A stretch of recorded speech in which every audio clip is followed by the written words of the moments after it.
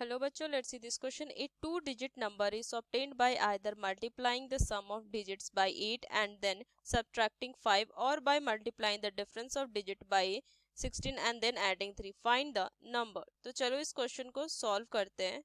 की concept apply करूंगी. Given question में मुझे टू कंडीशन दिए हुए हैं. Two linear equation in two variable form होगा. उनको सॉल्व करने के डिफरेंट मेथड है. मैं यहाँ पे एलिमिनेशन मेथड यूज करूंगी. एलिमिनेशन मेथड में क्या होता है?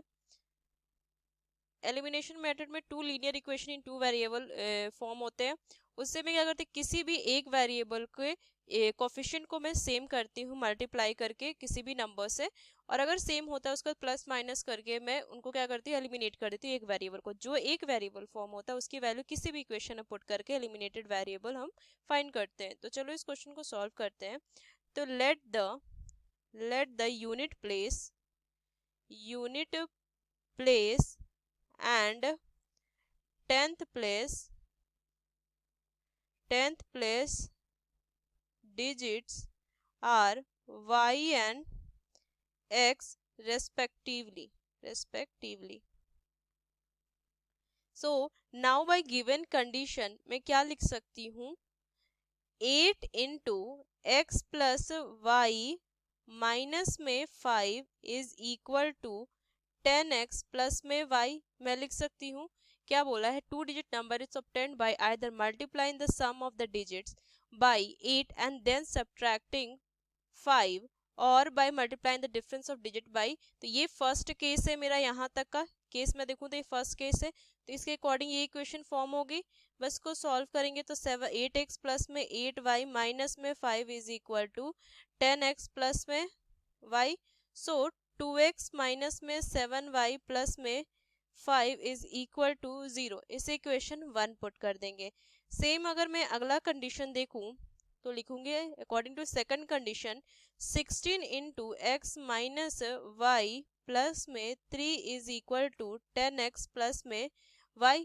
ये फॉर्म होगा क्योंकि जो नंबर मेरा फॉर्म हुआ वही 10x प्लस में y है ना ये नंबर, तो ये इसके इक्वल होगा मेरा नंबर. तो चलो इसको अगर मैं सॉल्व करूं तो 10x माइनस में 16x माइनस में 16y प्लस में 3 is equal to 10x plus में y. सो 6x माइनस में 17y प्लस में 3 इज इक्वल टू 0. इसे सेकंड इक्वेशन पुट करूंगी. आगे क्वेश्चन को सॉल्व करने के लिए मैं क्या लिखूंगी, मल्टीप्लाई इक्वेशन, वेरिएबल मुझे चेंज सेम करना है ना, तो multiplying equation 1 by 3.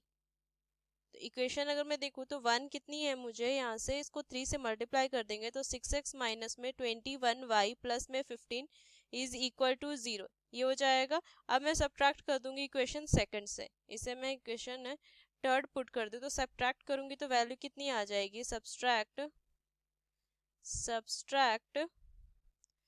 Second, third को सब्ट्रैक्ट करूंगी सेकंड से तो वैल्यू कितनी आ जाएगी, 6x माइनस में 17y प्लस में 3 माइनस में 6x प्लस में 21 माइनस 15 इज इक्वल टू 0.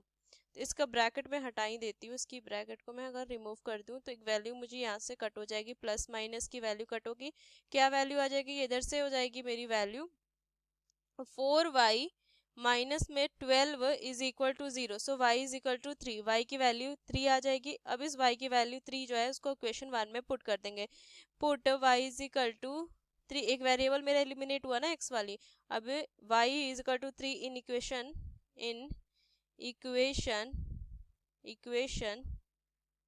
1.